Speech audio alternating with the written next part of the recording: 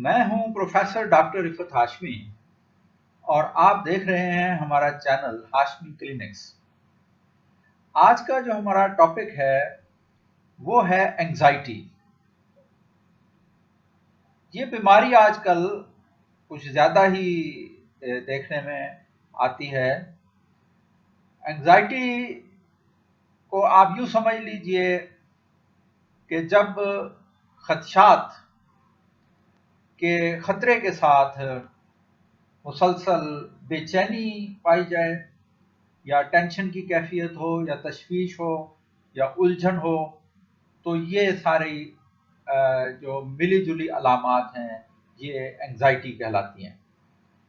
Anxiety की अलामात का मजमुआ अगर देखा जाए तो उसमें मुसलसल तशवीश और परेशानी, टेंशन, मसाइल का गैर हकीकी तौर पर बड़ा महसूस होना, चिड़चिड़ापन, बेचैनी, उजलाती तनाव, सर दर्द, पसीने के दौरे और मरीज को तवज्जो मरकूज करने में भी दुश्वारी होती है, और बाज़ औक़ात इसके साथ मतली होती है या पेशाब और पखाने की बार बार हाजत हो सकती है। थकावट का एहसास रहता है, नींद में मुश्किलात आती हैं और मरीज कांपता है या अचानक चौंक जाता है। अब इस बीमारी जो है उसकी कई किस्में हैं और कई दूसरी बीमारियों के साथ भी ये अलामत वाबस्ता हो जाती है। तो इसलिए जो एलोपैथी तरीका इलाज है उसमें तो बस इसको एक नफ्सियाती मर्ज करार दे दिया जाता है और साथ ही एंटी एंजाइटी अद्वियात जो है वो शुरू करवा दी जाती हैं, जो वक्ती तौर पर तो कुछ थोड़ा सुकून देती हैं, लेकिन फिर मरीज इन्हीं अद्वियात का मुस्तकिल आदी हो जाता है, उसको एडिक्शन हो जाती है इसकी।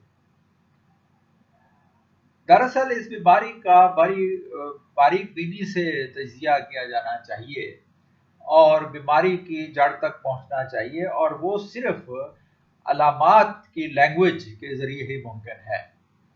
इस बीमारी का मुस्तकिल इलाज जो है वो किया जा सकता है, होम्योपैथी में भी है और अल्टरनेटिव मेडिसिन में भी इसका इलाज मौजूद है। लेकिन अगर इसका बरवक्त इलाज ना किया जाए तो फिर आहिस्ता आहिस्ता ये मर्ज जो है वो शदीद हो जाता है, और फिर जो मुरवजा अद्वियात हैं वो भी लो पोटेंशियो में काम नहीं करती, और उसके लिए फिर नफ्सियाती अद्वियात जो हैं उनका इस्तेमाल करना पड़ता है, जो साफ ज़ाहिर है कि उनके बेशुमार साइड इफ़ेक्ट्स भी होते हैं और उनकी एडिक्शन भी होती है। अल्टरनेटिव मेडिसिन में इस बीमारी की ना सिर्फ बाकायदा एक तशखीस की जाती है, बल्कि उसका कामयाब इलाज भी किया जाता है और यकीनी तौर पर इस बीमारी पर काबू पाया जा सकता है। अगर आप होम्योपैथी अद्वियात की लिस्ट देखें तो ये एक लंबी फहरिस्त है जो एंजाइटी के मर्ज में इस्तेमाल की जाती हैं अद्वियात, और साफ ज़ाहिर है कि अलामात की बुनियाद पर ही इन दवाओं की डिफ्रेंसिएशन जो है वो की जा सकती है। तो चंद मिसालें जो हैं वो मैं देता हूं ताकि अंदाज़ा हो सके कि किस तरह की अलामात जो हैं वो नोट करनी चाहिए, क्योंकि अलामत बाज़ औक़ात मरीज़ों को भी अंदाज़ा नहीं होता कि ये अलामत जो है वो अहम है या उनको बतानी चाहिए। तो ये चंद मिसालें हैं, इससे अंदाज़ा हो जाएगा कि किस तरह से एंजाइटी का इलाज जो है वो अलामात के ज़रिए से किया जाता है। मिसाल के तौर पर अगर मरीज़ जो है वो बहुत ज़्यादा खौफ में मुब्तला है और खौफ उसके चेहरे से ज़ाहिर हो रहा है, उसको मौत का खौफ है, दिल की धड़कन जो है वो तेज़ हो जाती है, और पेशेंट जो है वो किसी तरीके से भी उसको सुकून नहीं आता और बेचैनी का शिकार होता है, आप उसकी तसल्ली नहीं कर सकते हैं, तो ये एकोनाइट इसकी दवा हो सकती है। इसी तरीके से अगर खाने पीने से मरीज़ की एंजाइटी में अफाका हो जाता है वक्ती तौर पर, तो एनाकार्डियम उसकी दवा हो सकती है। या बाज़ लोगों में एंटिसिपेशन से एंजाइटी होती है, मसलन अगर कहीं वक्त पर पहुंचना है, ट्रेन पकड़नी है या ऑफिस पहुंचना है या कोई ख़ास मीटिंग है जहाँ पहुँचना है, तो इन मरीज़ों को तशवीशनाक हो जाती है, एंग्जाइटी का शिकार हो जाते हैं। स्टेज फ्राइट हो सकता है, मीठे के शौकीन होते हैं, आर्जेंटम नाइट्रिकम इसकी दवा हो सकती है। इसी तरह मौत के खौफ, चोरों के खौफ, अंधेरे का खौफ, और अगर मरीज़ सर्द मिजाज है और गर्मी से उसको अफाका होता है, और मरीज़ जो है वो बहुत ही साफ सुथरा रहने वाला है, तो आर्सेनिक उसकी दवा हो सकती है। अगर एंजाइटी की वजह से मतली हो और नीचे की जानिब हरकत का हो, जैसे लिफ्ट में आप नीचे आते हैं, झूला जब नीचे आता है तो उसमें मरीज बेहद खौफजदा हो जाता है, तो बोरेक्स इसकी दवा हो सकती है। इसी तरीके से बाद लोगों में कारोबार की तशवीश हर वक्त रहती है, तो ब्राइमिया उसकी दवा हो सकती है। और एक और दवा है जिसमें वो मरीज ये सोचता है कि उससे कोई गलती सरजद हो गई है और उसकी वजह से वो दिल की धड़कन उसको तेज हो जाती है और वो एंजाइटी का शिकार हो जाता है, जिंदगी से मायूस होने लगता है और उसे लगता है जैसे वो पागल हो जाएगा, तो कैलकेरिया कार्ब इसकी दवा हो सकती है। इसी तरीके से जब मरीज लेटता है बेड में जाकर और आंखें बंद करता है तो उसको एंजाइटी शुरू हो जाती है, तो कार्बोवेजिस की दवा हो सकती है। एंजाइटी अगर शाम के वक्त ज़्यादा है और उसमें बहुत ज़्यादा खदशाहत का एहतमाल है, तो कास्टिकम के बारे में सोच सकते हैं। और जो मैंने पहले एक दवाई बताई है आर्जेंटम नाइट्रिकम, उसी तरह की जो एंटीसिपेटरी एंजाइटी है वो इस दवा में भी पाई जाती है। बुरी अच्छी खबर सुनने से भी एंजाइटी का शिकार हो जाता है, या इम्तिहान का खौफ होता है बच्चों में, तो जलसीमियम उसकी दवा हो सकती है। अगर गम की वजह से या गम के असरात की वजह से एंजाइटी है, तो इग्नेशिया की तरफ सोचेंगे।